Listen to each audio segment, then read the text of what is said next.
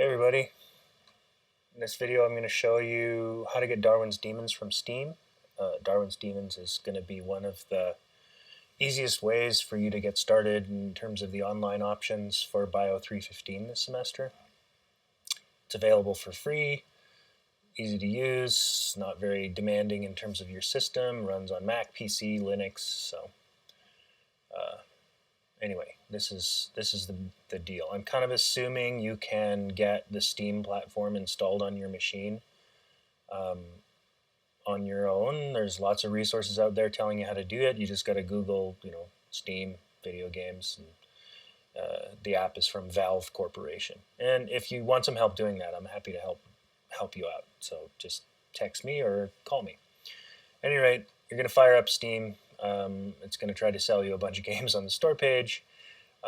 What you want to do is go to this little search bar and just type in Darwin or Darwin's Demons or something like that, and you'll see here are the games that reference Darwin in their title.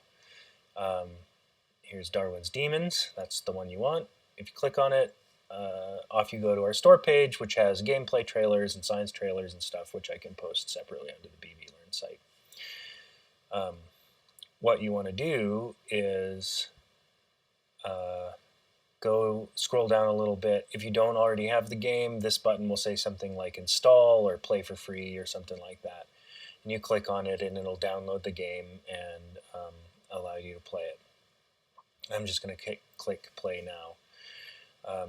What happens with Steam is once you install the game, it shows up in what's called your library. And so to navigate to that, you can click up here on library. This shows you all of my games that I have, but at any rate, so once you click play now, you'll end up, it'll start up Darwin's Demons. And so this is the startup page, and then you get to the main menu. And I just want to take the time to just orient you to the game. And then we'll do separate videos. I'm trying to do these in chunks that don't last more than 10-ish minutes, maybe 15, so you can kind of go to the chunk that you need at that particular time. At any rate, this is the main menu. If you really want to nerd out, go to the lore page and read all of the crazy lore of all of the different ships that we made and all of this kind of stuff, and the creatures and all that kind of thing. But definitely don't need to do that to use the game to test hypotheses. The game has two modes. I'm going to show you arcade mode. We'll do a separate video on what's called experiment mode, where you can control all of the, not all, but many of the parameters of the evolutionary model. So we're in arcade mode. You can play this with more than one player. I'm not really going to spend too much time on that because it's not really helpful for running experiments. Scores. I do think it would be fun to run a Bio 315 high score competition this semester. For Darwin's Demons, but I don't know, we'll see. Maybe nobody's into that. At any rate, difficulty, normal. If you're not really a video game person, then you definitely want to start with that. If you think you have elite skills, go ahead and try hard or insane, and you'll learn very quickly that evolution makes games super difficult. I'm going to start on insane mode, because that's just how it is. So you just hit start. What I'm navigating with the mouse. You can also navigate with the arrows and the space bar. The directions are here. Use the left and right arrow keys and the space bar to select your ship and equipment. It's remarkable how many people don't read the giant yellow text. At any rate, that's bad UX design on our part. So use the arrow keys you can select a bunch of different ships. I'm going to select this one based on Cthulhu Mythos stuff. It's fun.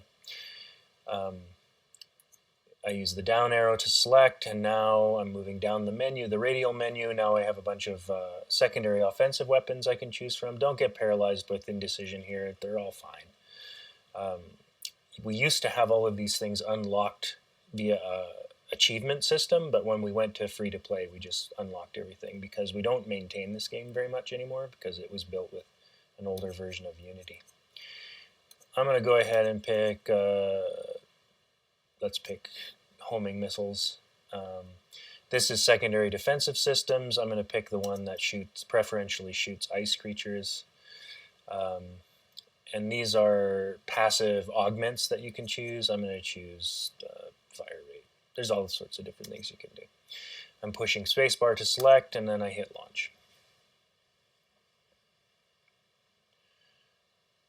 All of these things, like these loading screens, have lore and stuff, and descriptions of ships, and all sorts of things if you want to read them.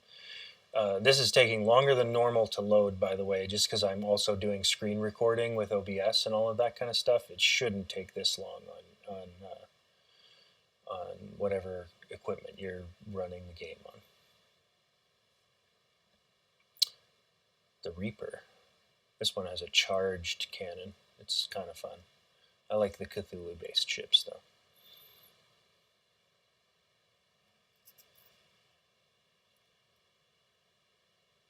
Right, it's taking a really long time to load. That's fun. There we go. Okay. I'm going to go ahead and turn down the music. I forgot to turn that down, or the sound effects. So the basic idea is I move my ship across the bottom of the screen, hold down spacebar, and you don't run out of ammo, so it just fires up projectiles at the aliens. Those are the enemies up at the top of the screen. What they're trying to do is either shoot you or move down to the bottom of the screen, or both. And that's how they accrue fitness. There's two fitness functions that we primarily use in the game. One is called accuracy, and that is how close they come to shooting your ship. And the closer the projectiles fall, the more fitness they get, and if they hit you, they get even more fitness. And then you saw those creatures trying to get past me along the bottom of the screen.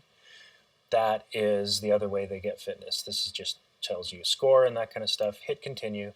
This intermediate screen is sort of informative, but we won't be using it for our data analysis. Up here it tells you the 5 fittest aliens from that generation and how they got to be that way. So aggression is how far they got down the screen. So you can see these ones got pretty low, so their aggression bar is pretty full.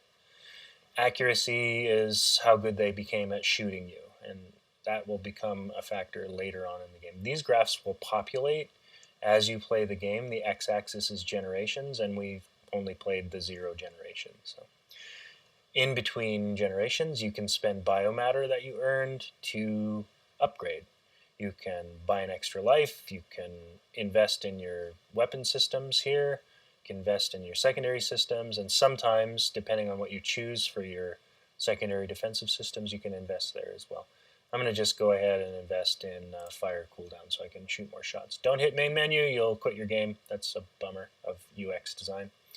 Hit launch, start the next generation. Now, holding down spacebar, and I do have a secondary weapon system. If I hit down arrow, I shoot some homing missiles. And so I'm just trying to clean these aliens out and get as far as I can. It's a high one, just shot me, so we should have one that. That's a what's called a genetic anomaly. That's like a boss alien. If you don't shoot those fast, they will have a lot of fitness and a lot of babies, and we will have a problem. So that was a boss alien that shot green projectiles. Green or acid projectiles are shot directly at you. Blue or ice projectiles are shot in a burst of 3. Fire projectiles are shot in a V of 2.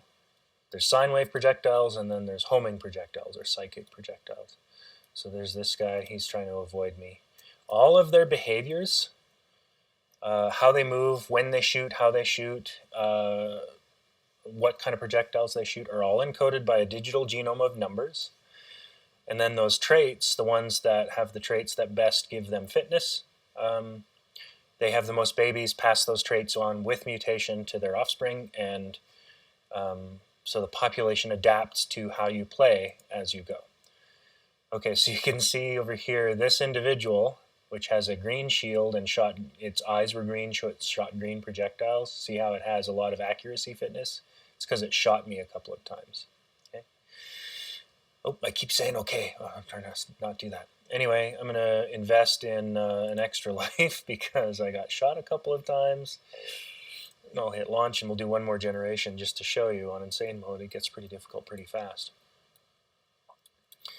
Okay, so I'm dodging bullets and holding down spacebar, and you can see that green super alien had a lot of babies, and they're shooting their green projectiles at me.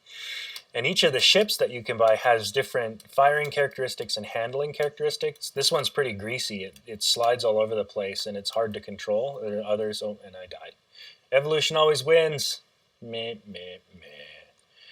At any rate, I put it on insane mode just to give you an idea. So when you hit continue, it shows you game over. It shows you what your high scores were and what equipment you used and how far you got in terms of generations and that kind of thing. And you can hit, you can look at your graphs. These are just for show. We use these to show school kids what's going on. I'm going to show you in other videos how you access the raw data, and we'll show you how to calculate things in R. Okay. So anyway, that's just a brief introduction to how to play Darwin's Demons. The easiest thing to do if you want to just get started is download it and just play it, goof around with it for a little bit. And then the next videos that I upload will make more sense to you. Sound good? All right, I'm going to hit quit game and we're going to log out.